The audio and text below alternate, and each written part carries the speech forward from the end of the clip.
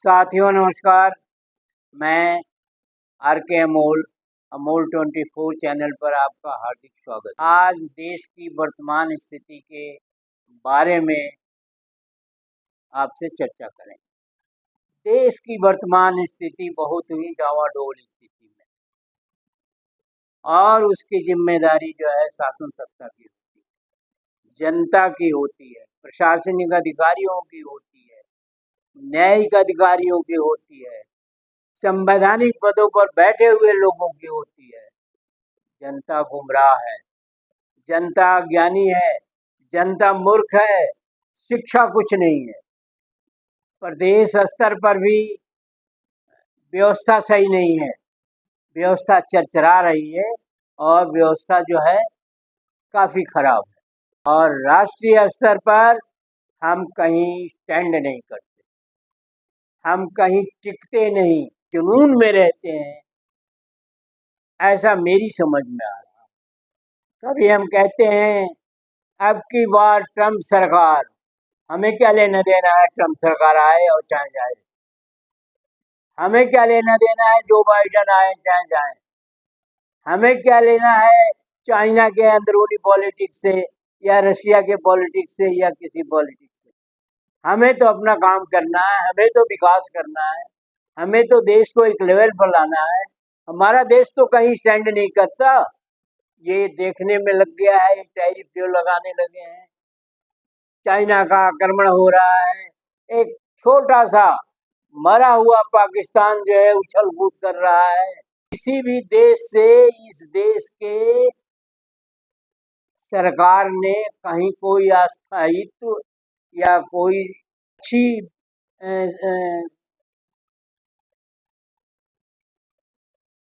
समझ पैदा नहीं की है जिससे ये लगे कि देश मजबूत हो रहा है, और ऐसा लग रहा है कि तो देश कमजोर हो रहा है। देश मजबूत नहीं हो रहा है। हम हर क्षेत्र में पिछड़े हैं, और हमारी ये जो आंकड़े दिए जाते हैं, इन आंकड़ों का कहीं कोई वास्तविक जीवन में कोई झलक नहीं है, कोई वो नहीं। कुछ अमीर हैं वो अमीर हो रहे हैं, कुछ गरीब हैं वो गरीब हो रहे हैं।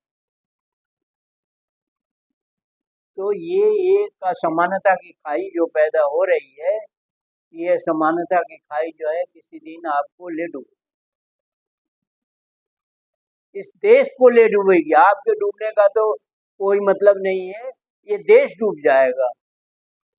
अमेरिका 50% टैरिफ लगा दिया, और किसने लगाया? अब की बार ट्रम्प सरकार ने लगाया। हमें क्या जरूरत है अब की बार ट्रम्प सरकार आए? कैसा दोस्त, कैसी दोस्ती, कैसी दुश्मनी। हमें अपने देश को देखना है, न कि हम ट्रम्प की सरकार को देखेंगे, हम देखने लायक भी नहीं। उसने 50% टैरिफ लगा दिया। दूसरा देश ब्राजील है, पाकिस्तान पर 19% लगाया, बांग्लादेश पर 17% लगाया। इस तरह से अन्य देशों पर कम टैरिफ लगाए गए हैं, और इंडिया और ब्राजील पर सबसे ज्यादा टैक्स लगाया गया, यहाँ तक कि चाइना पर भी कम टैक्स। हम कमजोर हैं, हम अमेरिका सरकार के सामने घुटने टेके हुए हैं। हमारे लोगों को हथकड़ियां बेड़ियां पहना करके जो है भेजा जा रहा है। ऐसे भी भेजा जाता तो कोई दिक्कत नहीं थी, लेकिन एक अपमान के लिए हथकड़ी और बेड़ी लगाई गई। तो हम क्या समझे कि हमारी सरकार मजबूत है? हमारी सरकार जो है अंतर्राष्ट्रीय स्तर पर काम कर रही है या अंतर्राष्ट्रीय स्तर पर सही है? पाकिस्तान जैसा देश आपको धमका रहा है, नेपाल जैसा देश आपको धमका रहा है, वो कहता है ये पहाड़ी मेरी है, ये है, ऐसा है, वैसा है। श्रीलंका आपके पोल खोल रहे हैं कि बिजली के लिए जो है किसी ने सिफारिश किया था किसी की, और कौन देश बचता है? मालदीव से भी आपके हो चुके हैं। तो अब आप एक उपलब्धि दिखाई दे रही है, वो उपलब्धि है ब्रिटेन से अभी हाल ही में जो समझौता हुआ है वो एक आशा की किरण है। परंतु ब्रिटेन की कैपेसिटी कितनी है, जो आप वहाँ कितना माल खपा पाएंगे और कितना आयात निर्यात कर सकेंगे एक छोटे से देश से। अमेरिका की बात अलग है, रशिया की बात अलग है। और रशिया से आप तेल लेके यहाँ व्यापार करते हैं, मुनाफाखोरी करते हैं, मुनाफा चोरी करते हैं। देश की समस्या के लिए नहीं, देश में तेल की जो कीमतें हैं वो पूरे समय में मतलब इन 10-11 सालों में कम नहीं, गैस की कीमत कम नहीं हुई, हर चीज की कीमत बढ़ती जा रही है। अब आपको इतने दिन बाद होश आया है कि जीएसटी का टैक्स कम करो ताकि लोगों को कुछ राहत मिले। तो देश में समस्याएं बहुत हैं। चाइना के भरोसे अब आप जा रहे हैं कि चाइना से हम आयात निर्यात करेंगे। चाइना जो है वो अमेरिका का भी बाप है, अमेरिका उसके आगे कुछ भी नहीं है। अमेरिका चाइना अमेरिका को कुछ भी नहीं समझता है और उसको हमेशा धमकाता रहता है। तो चाइना से आप पार पाएंगे जब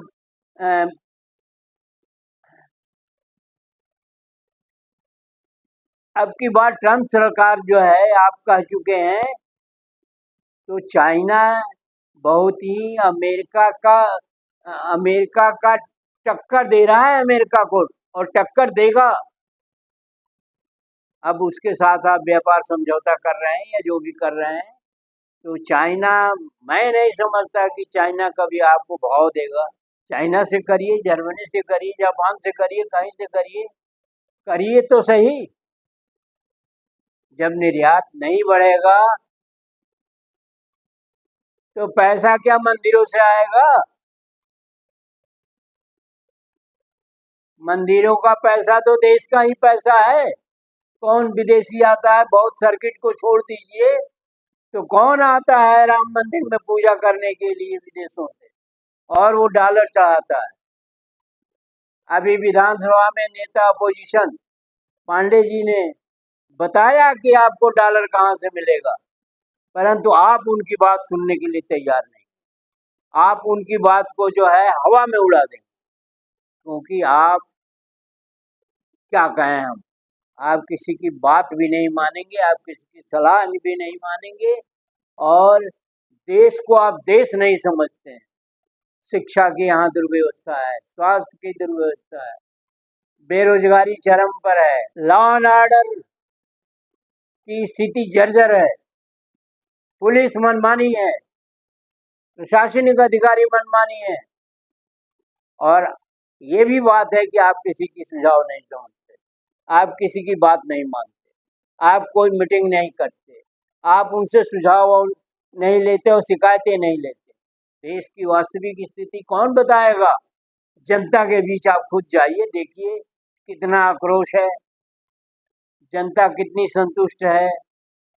लोगों के बच्चों को नौकरियां नहीं मिल रही हैं, पढ़ाने लिखाने के बाद भी स्कूलों की, हाँ एक चीज की व्यवस्था बहुत बढ़िया है, वो शराब की व्यवस्था बहुत बढ़िया। शराब जो है देसी और विदेशी दोनों जो है बहुत आसानी से उपलब्ध है, और निचला तबका कामगार तबका है वो तो शराब में ही मस्त है। उसको तो समझ में नहीं आता, वो दिन भर मेहनत करता है, थक जाता है, उसके दो और दोस्त मिल जाते हैं उसी कैटेगरी के, और जाकर के शराब पी आते हैं, सोते हैं। घर में खाना है कि नहीं आई है, जब शराब पी लिया तो सारी दुनिया जो है वो रंगीन हो जाती है।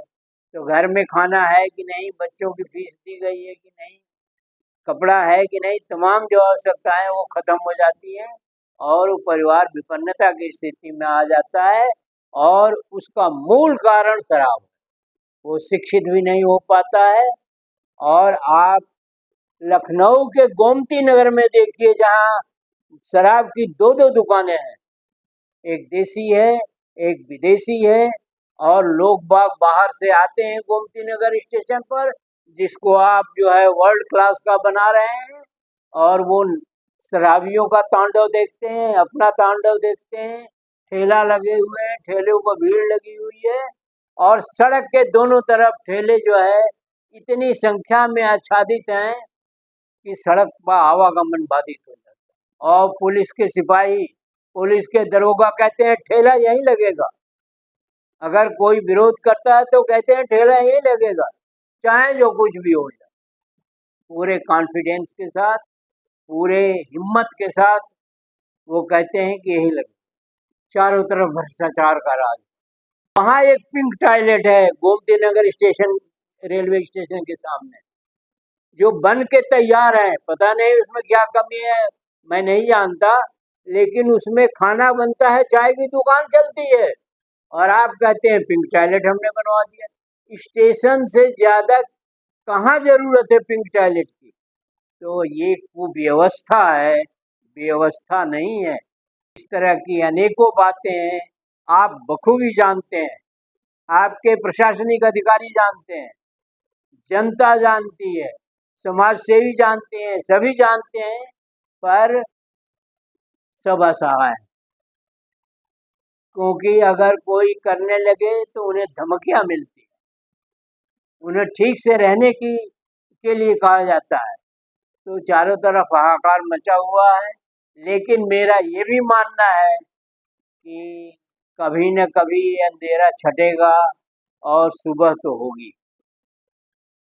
इसी अंदाज पर, इसी भावना के साथ, इसी उम्मीद पर, इसी आशा से लोग जिंदा हैं कि कभी न कभी सुबह तो होगी। वीडियो को ध्यान से पढ़िए, समझिए। अगर चैनल को सब्सक्राइब नहीं किया तो सब्सक्राइब कर लीजिए। वीडियो को शेयर और लाइक करना न भूलें। धन्यवाद। जय भारत, जय संविधान।